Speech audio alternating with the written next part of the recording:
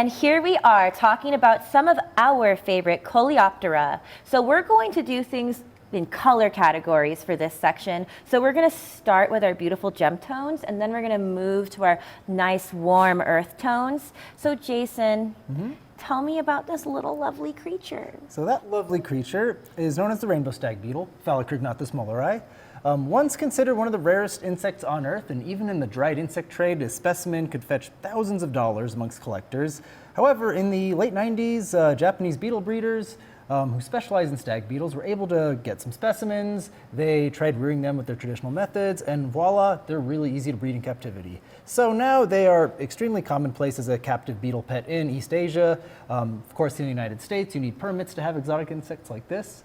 But we regularly have these at the Bugarium. They're very hard to display because they're night active, and they're very good at hiding themselves. So we use them as education animals more than display animals. So thank you, little friend, for coming out and being in our video. You were such a great little model. Someone's trying to get out there. Oh, and perfect timing. Ready to steal the show. Jason, tell me about this friend here. So that's one of our many flower beetle species. And when I say flower beetles, I mean a subfamily of the scarab family. So most of our beetles are in the scarab family. Scarabs include dung beetles, rhinoceros beetles, June bugs, usually your robust, sharp-clawed beetles that buzz loudly. So flower beetles are a unique group because they fly during the day, and they often have bright colors. So this is a jade-headed flower beetle, or Uticella smithii, and it's one of many African flower beetles. So Africa is the home of the flower beetles.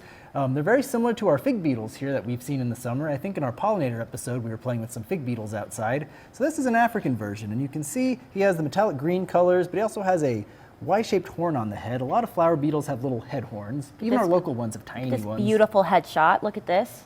So Jason, I'm looking at these, and we have another little buddy that's trying to climb out here, but I'm noticing that some of them are more green hued on top, and then some of them actually are more of like a blue hue. Is that just like the way the light is reflecting off of them, or? Well, yes and yes. So they are variable in color, but these and the rainbow stag beetles demonstrate what we call structural color. They don't have any green pigments. It's all microsculpturing of their exoskeleton, so that if you looked really close in there, you'd see little microscopic ridges that reflect green light but absorb blue, yellow, red.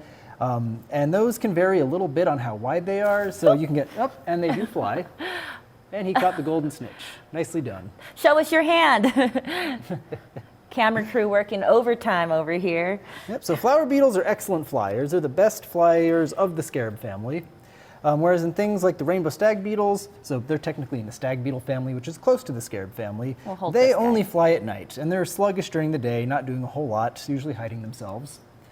But yeah, so these are examples of brightly colored beetles. Again, structural color, they're reflecting various colors to help blend into foliage, usually in the rainforests. Both of these are rainforest species.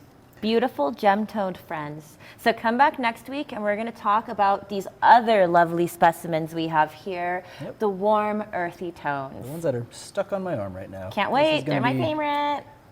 Take a while to get them off. There's one, you'll meet my best friend, Orange Juice Boy, over here in the next episode. Yeah, well, we got to go ahead and close these guys up, but we'll see you next time. Yep, see you next time.